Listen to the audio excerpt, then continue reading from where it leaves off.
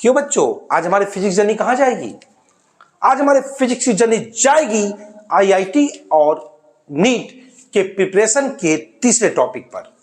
दो वीडियो हमने पीछे पढ़ाया है जिसमें हमने चार्ज की बात की है, उससे संबंधित न्यूमेरिकल्स लगाया है। क्लियर? आज हम लोग बहुत ही बहुत बहुत बहुत बहुत ज्यादा इंपॉर्टेंट टॉपिक्स कूलम्ब्स लॉ पे चलेंगे। कोई भी एग्जाम ऐसा नहीं है जिसमें कूलम्ब्स लॉ से संबंधित क्वेश्चंस ना आते हों। इससे रिलेटेड क्वेश्चन आते ही आते हैं। कूलम्ब्स लॉ है किस पर? कूलम्ब्स लॉ इस बात पर डिपेंड करता है कि आपके चार्जर लाइक है कि अनलाइक। जैसे अगर आपके पास लाइक चार्ज है तो आप जानते हैं कि उनमें उनके बीच में क्या लगेगा? फोर्स ऑफ रिपल्सन लगेगा। अगर अनलाइक चार्ज है तो उनके बीच में लगेगा क्या चीज? अट्रैक्शन लगेगा। तो कूलम्ब लॉ कहता क्या है कि चाहे अट्रैक्शन हो चाहे रिपल्सन, माने द फोर्स ऑफ अट्रैक्शन और repulsion in between the two stationary charges is directly proportional to product of the charges and inversely proportional to square of the distance between them and the direction of this force along the line joining between the two charges। इसको आप कई तरीके से भी बोल सकते हो कि two stationary point charges are attract or repel each other with a force which is directly proportional to product of their charges and inversely proportional to square of the distance between them and the force is always along the line joining the two charges। जैसे सबसे पहले मैं इसको करा दिखा दूं कि let us consider 2 point charges Q1 and Q2 are separated by a distance small r। Clear? हमने कहा let us consider 2 point charges Q1 and Q2 are separated by a distance small r। अब Coulomb's law क्या कहता है कि अगर इनके बीच में फोर्स लगता है, अगर इनके बीच में फोर्स लगता है तो वो फोर्स क्या होगा बेटा? वो फोर्स इनके प्रोडक्ट यानी यह प्रोपोर्शनल टू Q1 और Q2। और दूसरा नियम, ये पहला रूल है, और दूसरा रूल क्या है? F proportional to 1/r²। माने कहने का सेंस क्या है? कहने का सेंस ये है कि चाहे इसके बीच अट्रैक्शन लगे चाहे रिपल्सन, वो डिपेंड करेगा कि दोनों पॉजिटिव हैं कि दोनों निगेटिव हैं कि एक पॉजिटिव और एक निगेटिव है। वो इनके प्रोडक्ट के माने Q1 और Q2 के प्रोपोर्शनल और उनके बीच की डिस्टेंस के स्क्वायर के इनवर्सली प्रोपोर्शनल है। यानी इक्वेशन 2 अगर हम कंबाइन कर दे दोनों को, कंबाइनिंग 1 एंड 2, अगर हम दोनों को कंबाइन कर दें तो क्या मिलेगा हमको? आप समझ गए क्या मिलेगा? F proportional to Q1 Q2 upon r²। F proportional to Q1 Q2 upon r²। Clear? अब हम क्या करेंगे? F इज इक्वल टू, यहां पे लगाएंगे constant K Q1 Q2 upon r², जहां पर K आपकी जो है वो प्रोपोर्शनलिटी कांस्टेंट है। क्या है? Proportionality constant. और एक्सपेरिमेंट के द्वारा K की वैल्यू आई कितनी? K की वैल्यू कितनी आई? 9 into 10⁹ newton metre square upon coulomb square. तो आया आपका K की वैल्यू है 9 into 10⁹ newton metre square upon coulomb square. For convenience बाद में K की वैल्यू कितनी आई? K इज इक्वल टू 1/4πε0 लिया गया। K की वैल्यू मान ली गई 1/4πε0। तो इसकी वैल्यू जब इसमें पुट करोगे तो आएगा F is equal to 1/4πε0 Q1 Q2 upon r²।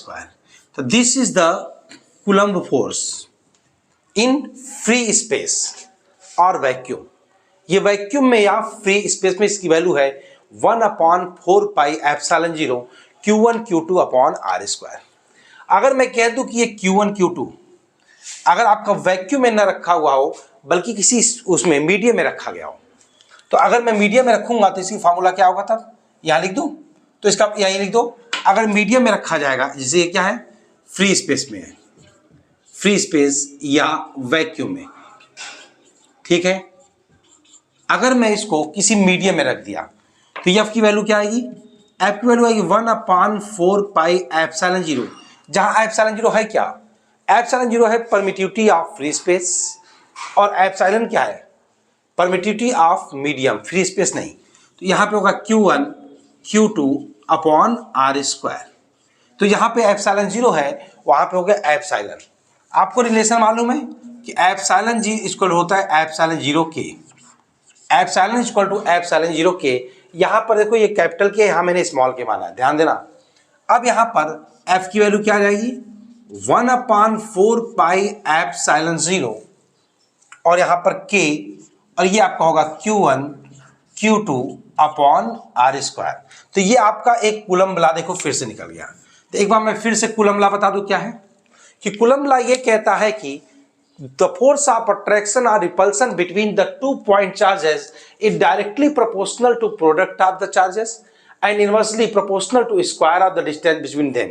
Combining the two equations we have F proportional to Q1 Q2 upon R square. तो F is equal to K Q1 Q2 upon R square, where K is proportionality constant, and by experiment the value of K is equal to 9 into 10 to power 9 Newton meter square upon प्रति coulomb square. अब यहां पर k को माना गया convenience के लिए 1/4 pi epsilon zero. तो putting the value of k in this equation we have f is equal to 1/4 pi epsilon zero Q1 Q2 upon R square. तो f इज इक्वल टू 1, अगर मान लो ये मैंने फ्री स्पेस में और ये मैंने कहा निकाला मीडियम में, तो f is equal to 1/4 pi epsilon zero Q1 Q2 upon R square. तो एप्सिलॉन जीरो होता है epsilon equal to epsilon zero k, तो यहाँ पे F is equal to 1/4 pi epsilon zero K Q1 Q2 upon R square. कोई कोई इसको epsilon not भी पढ़ता है, तो कोई मैटर नहीं, मेरी आदत है मैं उसको एप्सिलॉन जीरो बोलता हूँ। क्लियर, आप एप्सिलॉन नॉट भी बोल सकते हो, ये कोई मैटर नहीं करता। ठीक है, अब हम इसको मिटा के आगे कुछ बताते हैं। ठीक है,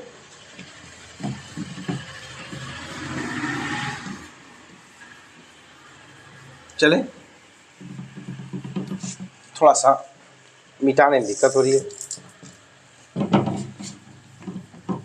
जल्दी मिटता नहीं है ना, कोई बात नहीं, आते हैं। अब हम लोगों ने क्या पढ़ा, F is equal to 1/4 pi epsilon zero K Q1 Q2 upon R square. ये मैंने इक्वेशन लिख दी फिर से, F is equal to what, F is equal to 1/4 pi epsilon zero K. अगर मैं कह दिया कि वैक्यूम या एयर में, तो वैक्यूम या एयर में के की वैल्यू क्या होती है, 1। मतलब समझिए वैक्यूम में या एयर में के की वैल्यू क्या होती है, 1 होती है।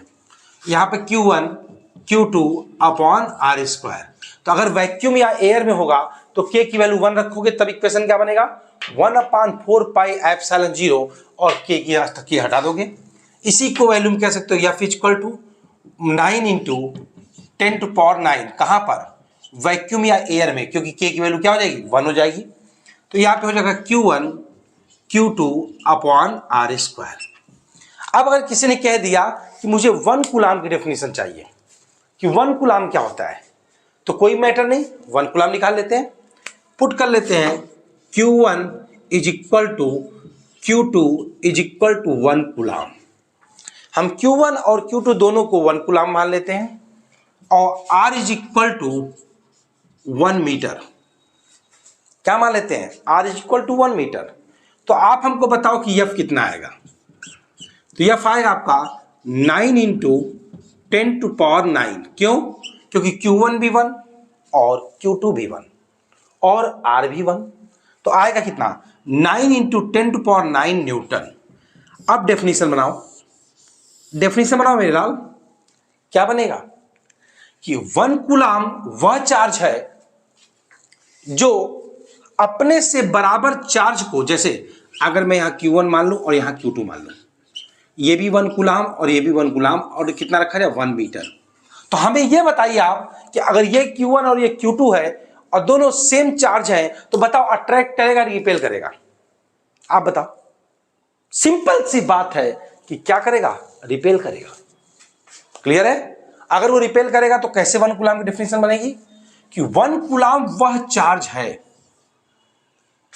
1 कूलाम वह चार्ज है जिसे 1 मीटर या 1 मीटर की डिस्टेंस पर रखने पर वो एक दूसरे को 9 इंटू 10⁹ न्यूटन के फोर्स से क्या करते हैं, रिपेल करते हैं। इसका मतलब कि अगर आपका 1 कूलाम का चार्ज एक दूसरे से 1 मीटर की डिस्टेंस पे रखा है तो 9 इंटू 10⁹ न्यूटन के फोर्स से क्या करते हैं, रिपेल करते हैं। क्लियर, ये एक फैक्टर हो गया। अब हम सेकेंड टॉपिक पे चलते हैं इसके।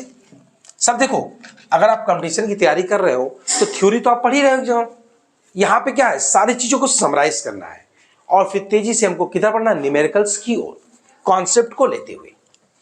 ठीक है, अब देखिए आगे बढ़े। अगला क्या है, अगर किसी ने कह दिया कि हमें वैल्यू ऑफ एप्सिलॉन जीरो क्या होता है, वैल्यू ऑफ एप्सिलॉन जीरो क्या होता है, तो कैसे निकालोगे, 1/4 पाई।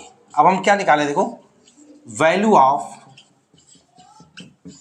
एप्सिलॉन जीरो, तो 1/4 pi epsilon zero is equal to क्या होता है, हमें बताओ।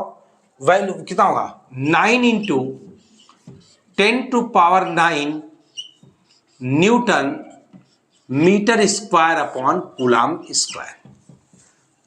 अब सीधी सी बात है कि एप्सिलॉन जीरो की वैल्यू चाहिए, तो यहां से epsilon zero is equal to क्या होगा, 1/4 पाई, ये इधर कर दें, 4 पाई इंटू 9 इंटू 10⁹, और आपका जो ये यूनिट है ये उल्टा हो जाएगा, क्या हो जाएगा, coulomb square upon newton metre square, coulomb square upon newton metre square. अब हम इसको सॉल्व कर दें, पाई की वैल्यू कितनी रख सकते हो तुम, 3.14, या आप चाहो तो पाई की वैल्यू 22/7 भी रख सकते हो, लेकिन कोई जरूरत नहीं है, आप रखो epsilon zero equal to 1/4 into 3.14 into 9 into 10⁹ coulomb square upon newton metre square. और अब आप इसको सॉल्व कर दो, इसको सॉल्व करने पे आएगा 8.85 into 10⁻⁻12 coulomb square upon newton metre square. Clear है, तो ये आज का हमारा तीसरा टॉपिक रहा।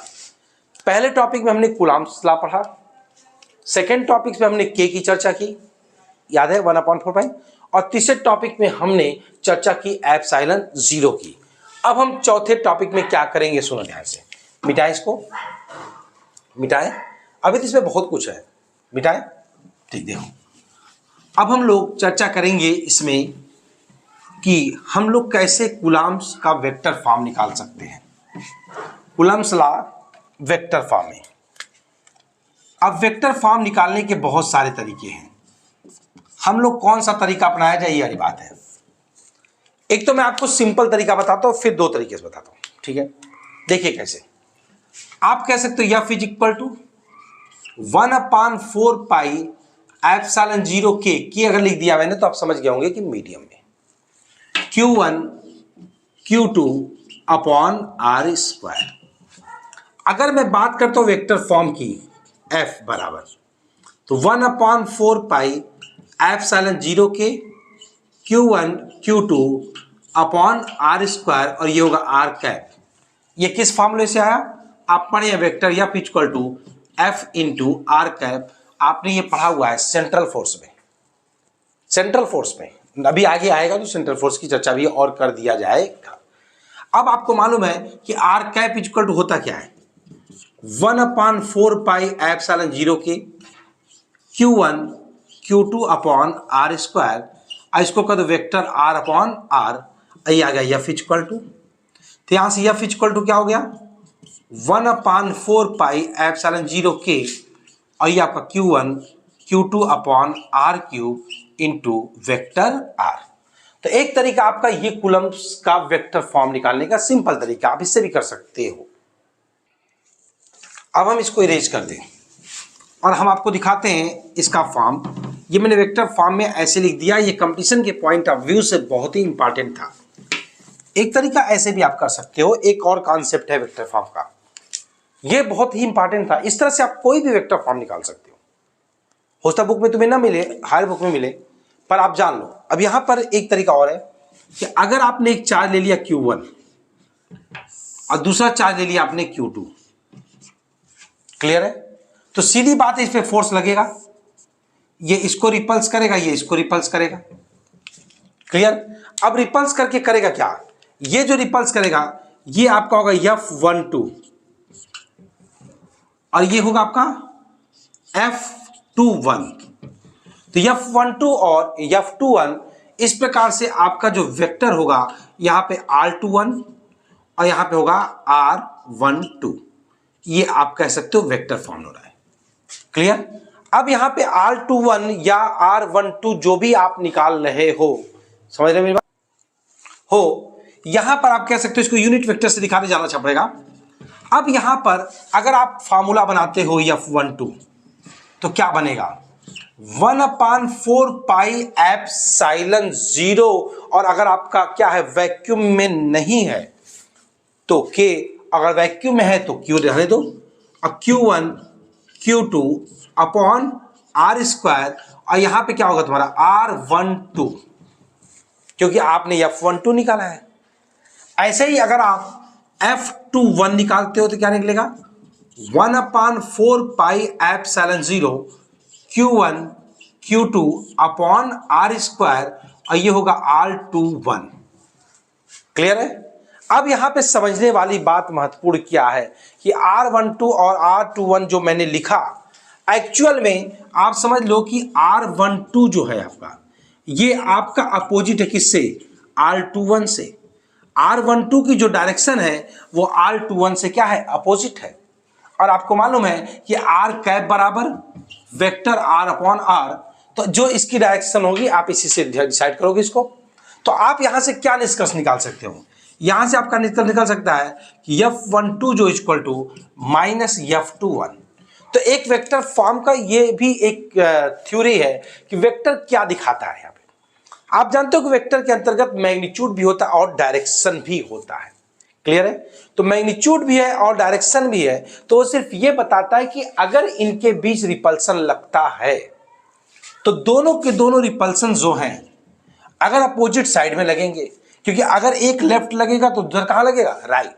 तो ये हमने इस इक्वेशन से यही दिखाने की कोशिश की कि आपका जो रिपल्सन है वो रिपल्सन जो है वो अपोजिट डायरेक्शन में लगेगा, माने अगर एक इधर लगता है तो एक उधर लगेगा, ठीक है।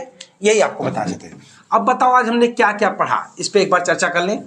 अब इसके न्यूमेरिकल्स पर भी हम लोग चर्चा करेंगे, ठीक है, अगले वीडियो में न्यूमेरिकल्स लगाएंगे। आज पहले हम लोग इंपॉर्टेंस पॉइंट्स को नोट कर लें कि आज हम लोगों ने क्या क्या पढ़ा। आप जानते हो मेरी आदत है कलेक्ट करने की, जब तक मैं कलेक्ट नहीं कर लेता हूं मुझे चैन नहीं आता, क्लियर। और यही इसमें अपने माइंड को कंसंट्रेट, सीएम समझते हो क्या लिखा हुआ है, सीएम का मतलब है कंसंट्रेट माइंड। आप मेरे साथ तैयार रहो बस बेटा, मैं एक एक टॉपिक के साथ आपकी आईआईटी और नीट की प्रिपरेशन करवा रहा हूं, ठीक है। तो आप मेरे साथ लगे रहना, ठीक है। चलो देखो कैसे, कूलम्स लॉ। कूलम्स लॉ में मैंने क्या कहा, सबसे पहले मैंने पढ़ाया Coulomb's law, F proportional to Q1 Q2, F proportional to 1/R square, F proportional to Q1 Q2 upon R square, F is equal to K Q1 Q2 upon R square, F is equal to 9 into 10 to power 9 Q1 Q2 upon R square. फिर हमने एक part में क्या पढ़ा, F is equal to 1/4 pi epsilon Q1 Q2 upon R square. यही competition के लिए main है बेटा, यही ये मेन थिंग यही है, बस आपको सिर्फ इतना ही जानना है। इसके बाद सीधा कंपटीशन बीट करना है, खटाक से मारना है बेटा एकदम। कैसे देखो, अब यहां पे मैंने कहा epsilon equal to epsilon 0 K, F is equal to 1/4 pi epsilon 0 K Q1 Q2 upon R square. Second part में हमने ये पढ़ा। इसके बाद हम लोगों ने क्या पढ़ा, हमने पढ़ा एप्सिलॉन 0 की वैल्यू, तो 1/4 pi epsilon 0 is equal to 9 into 10 to power 9 newton metre square upon coulomb square. यहां से एप्सिलॉन वैल्यू क्या आई, 8.85 into 10⁻12 coulomb square upon newton metre square. चौथे पार्ट्स में हमने क्या पढ़ा मेरे लाल? हमने पढ़ा कि अगर Q1 is equal to Q2 is equal to 1 coulomb, R equal to 1 metre, तो ये दोनों के दोनों एक दूसरे को 9 into 10⁹ newton per metre square, sorry 9 into 10⁹ newton के फोर्स से क्या करते हैं? रिपल्स करते हैं। देखो इतनी टॉपिक पढ़ा आज मैंने। अब इसके बाद हमने कहा नंबर 5 में हमने क्या पढ़ा? हमने नंबर 5 में आपको वेक्टर फॉर्म का एक जबरदस्त तरीका बताया कि एफ की वैल्यू रख दो 1/4 pi epsilon 0 Q1 Q2 upon R square. अब वेक्टर आर होता है unit vector R equal to R upon R. अब यहाँ पे इसको एडजस्ट कर लो, क्या आएगा 1/4 pi epsilon 0 Q1 Q2 upon R cube into vector R. ये एक वेक्टर फॉर्म है। वेक्टर फॉर्म का एक तरीका, एक रिजल्ट और मैंने निकाला F12 equal to 1/4 pi epsilon 0 Q1 Q2 upon R square into R12। और यहाँ मैंने क्या कहा F21 equal to 1/4 pi epsilon 0 Q1 Q2 upon R square R21। हमने क्या कहा R12 is equal to minus R21। अतः हमने रिजल्ट क्या निकाला? F12 is equal to minus F21। तो आज हमने पूरे कूलम्स लॉ की जो मेन समरी है वो मैंने एक स्थान पे कलेक्ट कर दिया। आप चाहो तो इसका स्क्रीनशॉट ले सकते हो बेटा। क्लियर? ऐसे ही अब हम लोग करेंगे क्या कि कूलम्स लॉ पे कुछ अगर और विशेष चीज होगी तो उसको भी हम लोग चर्चा कर लेंगे, और अगले वीडियो में हम लोग कूलम्स से रिलेटेड न्यूमेरिकल्स करेंगे। क्लियर? तो हम यही काम कर रहे हैं कि न्यूमेरिकल्स करते जा रहे हैं।